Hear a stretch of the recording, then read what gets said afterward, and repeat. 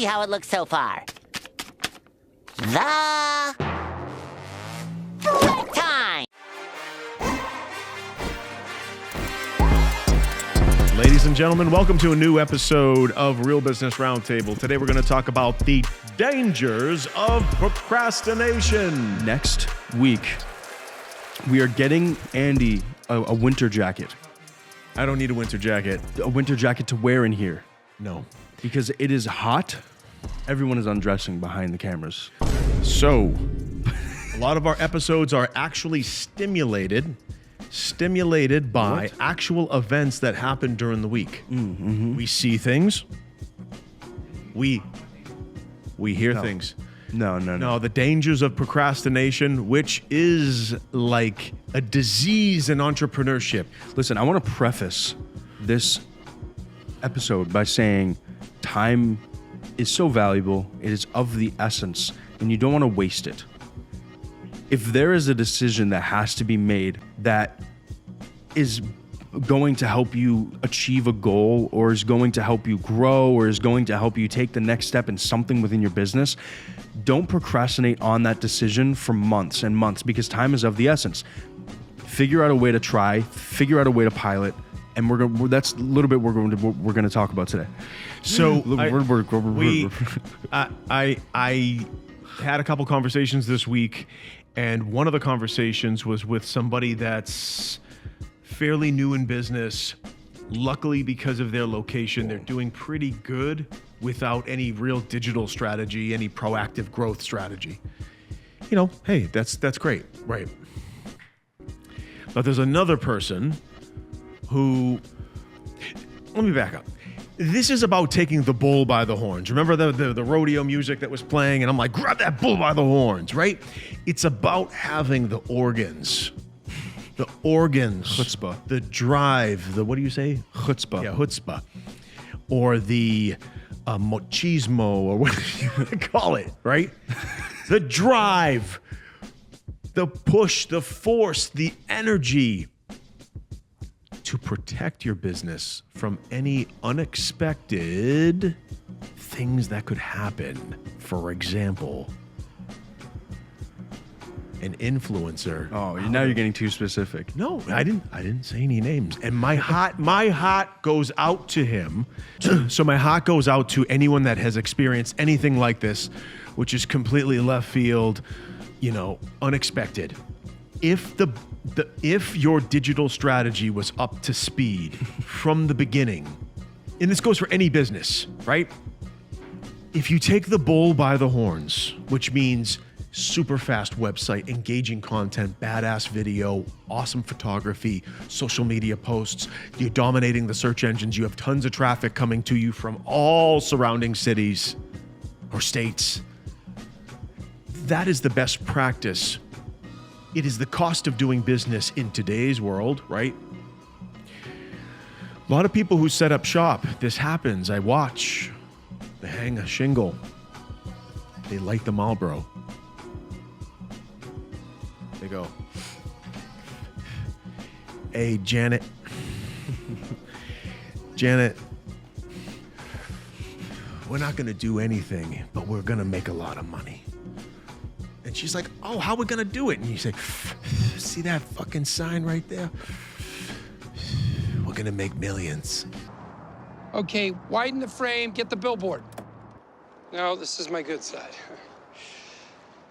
So, is the billboard in? Yes. At first, you may experience a miracle and make a little bit of money, right? But and the people in the surrounding towns don't know who you are. But you're making some money, so you're in this stage where you feel comfortable, right? You're in that seat. You're in that seat, comfortable. Now you got a cotton of Marlboros. Let's just say an influencer tastes your food. Let's talk about restaurants. Let's say a restaurant influencer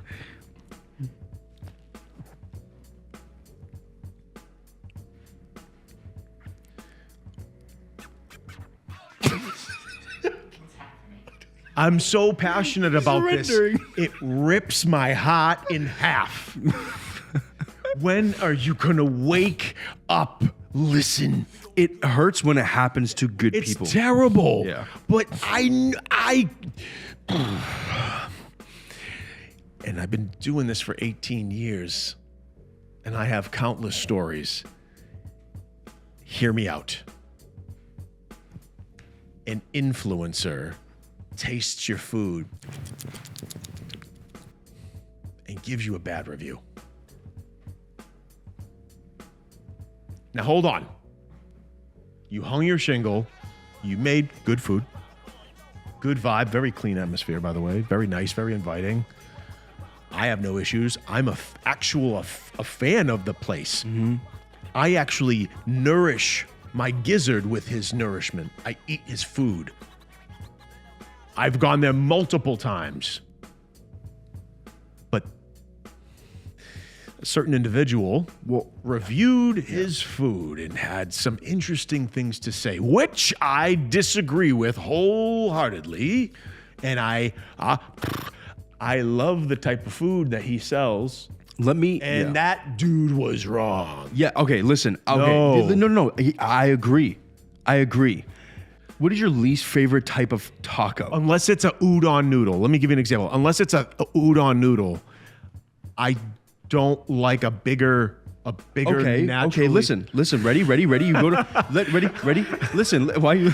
Nah, because Sam can be a pervert. Yeah. So you go to udon, but You like don't an like 'em. Italian restaurant, I don't like those like big homemade noodles. Listen. Ready? You go to an Italian restaurant. They have angel hair pasta. That's delicious. Yeah. You give them a 9.8. You go to the next Italian restaurant. They have fat fucking pasta. It tastes good. Yeah, not It's my fat. jam. You're gonna give them a 5.8. Or let's say I would say because I understand the hard work that entrepreneur has put in to build that business, I would have a little bit of a level of respect, and I would say, not my favorite. But if I were to taste it, hold on, I tasted it just like the ice cream guy from social media. If I taste the food, I would be respectful to whoever I was giving the review. Yes. And I'd say the taste is on point, the sauce is good, the pasta flavor is on point, but not my jam for this type of pasta. I agree. But how does that represent the validity of your reviews? And now and listen, I don't agree with the situation. I don't agree with what that place got for a review. I don't agree with angry. it either. We're big fans of that Place. type of So I get it. But going and saying not liking that person is kind of a reach for that reason, because if I have a shitty fucking not the only reason. Yeah, I know it's not. But if I have a shitty fucking food somewhere and everyone else likes it and I give it a bad review, but okay, now I am very good friends with people who have been very successful in the food industry. Yeah. I cannot tell you how important quality control is. Oh, yeah. Restaurateurs, right? Yeah, restaurateurs. Restaurateurs, people who own restaurants, especially in this sector of food, go out of their way to make sure that quality is on fucking point. I'm talking about they get warehouses and turn them into kitchens and test the food, and you know who I'm talking about. Quality control is so important. Aside from presentation and everything, you could do very well, which you can do very well as long as your quality stays consistent. We all know you go to a new restaurant, the food is fantastic. A month later, the food's good. And then a year after that, the food's, it's just there now. It's good food. It's there. If you want that type of food, you go there. But it's not that fucking incredible shit the first couple of days you went in there, right? Yeah. That is so important. And I think some business owners don't keep up with that as they should. Consistency. But what I'm trying to get at is procrastinating. Yeah. Procrastinizing. Ladies and gentlemen, procrastinizing. Yes. I am guilty now. Finally. I am guilty of making a mistake. Andy is not perfect. I had my own Jakeism. Jesus Christ. Procrastination. Procrastination. Procrastination. Procrastinationism. So the dangers of procrastinating on Yes. your digital strategy it's very, very dangerous, because if you don't build that strong flow of eyeballs coming to you, and you're just relying on the shingle and the word of mouth, which is fine as long as you make a good product, which in this situation we're referring to does. If something out of your control happens, at least you have that flow Yeah. that you've invested It protects you. It coming in. Yes. Because right now that person who sort of didn't really do anything proactive digitally, and whatever, Or didn't make a decision. I don't even want to talk about digital. Didn't make a decision to do something that will help achieve a goal or grow your business. or offset it a little bit. Yeah. Now is dealing with some issues. Yeah. So we got to come in, we got to step in, and we got to fix, and we will. We need to fix some stuff. We need to get other influencers to. Well, we need to just do reevaluate. things. We need to do things that we need to do what we do, and that is fucking help him grow his business, and I mean, whatever. Yeah, But we need to get things on the right track for him. But this isn't just that situation. I run into huge companies, small companies, medium-sized companies, whatever it is, procrastinate on a decision, and it hurts them in the end because time is of the essence. Time is very important, and if you don't make a decision and you wait on something that could potentially really help your business, and you don't pilot, test, or do diligence properly, and you just kind of let it sit on the side, like, oh, maybe we'll look into that next year. That's not good. That's not going to help you. You're losing daylight. You're losing when you something. procrastinate, you're losing daylight on the progress you could have made, the opportunity as it stands, that's relying on time. This stuff takes time, right? There's nothing worse than the guy or girl that's in a seasonal business. They reach out to us. Hey, I'm ready to grow.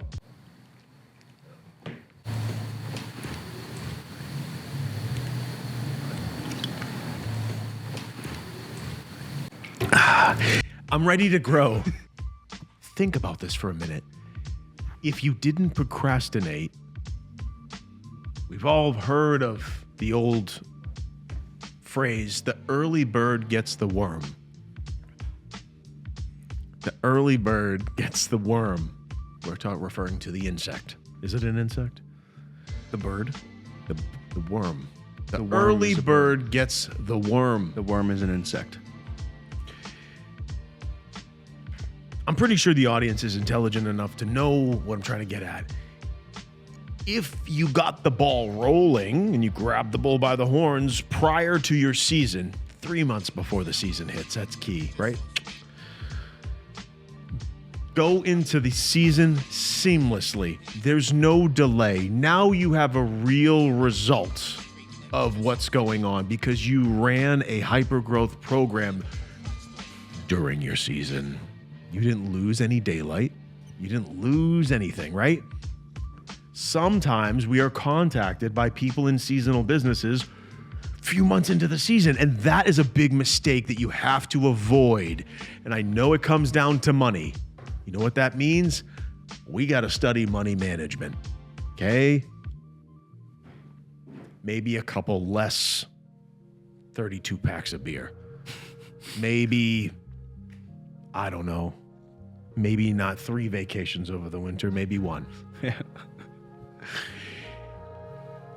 Maybe instead, just listen, I've met some business owners that were out and about spending a lot of money. And I'm like I've been out in another state, I'm doing some networking and I meet another business owner and then I find out they're doing something which is blowing a lot of money. And I'm thinking, it's none of my business. You can spend your money how you want, but your house isn't in order. You just told me that you're not happy with your sales. You're not happy with this. You're not happy with that, but you're blowing some serious coin. I've met some business owners that, were applying their funds in not the best way, but that's another form of procrastination where are you allocating some of your profits? Remember, invest in growth. Don't procrastinate. Don't think that the business that you've been blessed with in your current situation is going to be endless. Be proactive. Get that insurance policy, which is investing in digital or wherever the attention is. Like I said before, in the future, we may get business and leads from the butt cheeks of aliens. That may be a thing where you need to summon some kind of like Martian to come down, and the spacecraft comes down, and you hold up like a sign. You're like, beep, beep, beep, beep. And then the alien comes out and you see light. Yeah. And he turns around, bends over, and you get a ticket. You get a ticket. Yeah. Now, this did come from the butt cheeks of an alien. And you're like, The alien is actually AI. John Smith needs a new website. Oh, call him. All right. Thank you, Bebop. And he goes back in his spaceship and he takes off. That might be the future. That might be the future of business development. We don't know. But the current status or state of where we're at is that people use this square electronic thing. It's in a lot of people's pockets. We're cyborgs. They use this. It's called a phone. They go on the internets and they look for what they need. There's an application on these internets called Google. Let me just take a moment. What people do is they go on to these things and they search for what they need, right? And there's a lot of people that will say search engine optimization's dead. That's because they don't know how to do it. That's the reason why. There's a lot of focus on social media. Social media is very, very good. But when us digital folks look at the actual analytics, you see a lot of truth that the internets and Google are extremely relevant, are extremely powerful. Tens of thousands of people looking for what you do. So make sure your house is in order when they go to the Googlies and they look up what you do, that they can find you. Think about that for a minute. Go somewhere on a random location and do a search if you're in business. Do a search for what you do, not your name. Not your name. Do a search for what you do. Let's say you're in solar. Well, Solar company near me, that and wouldn't make work. sure that they're not. They're use a friend's phone. yeah, incognito. You can do incognito. Okay, yeah. Or use a friend's phone and just say, "Hey, Janet." Use Janet's phone. Hey, look up solar company near me. Make sure you're a couple towns over. Do you see where I'm going with this? Use somebody else's phone so you can see for yourself the actual fuckery that's going on. That's hurting your business. Grab the bull by the horns and actually work on your pages indexing of your website. This is probably the best thing you can do. Everyone's going to say, how do you do that? Make sure if you offer services, those services are separated into their own pages. So if you do window cleaning, window blind installation, glass exchanging or whatever it is, like switching out the glass in antique windows or something like that, have a page of your website dedicated to that service. Make sure that the images on the page of that website have a proper file name and proper tags, given keywords associated with that topic. Make sure the title is set up properly. Make sure the meta description is set up properly. This is stuff you can research. Title, meta description, content, the body of text. Completed. Deal closed. Ladies and gentlemen, Live. a new Deal client closed. is ready to grow their business. Contract acquired. Deal closed. On to the next. Cheetos. Thank you so much for joining us today on Real Business Roundtable. Hope you enjoyed today's episode. Please like, subscribe, turn on post notifications to get notified every single time we post a new episode. Check us out on Instagram for clips, updates, and more. Peace out. See you next time.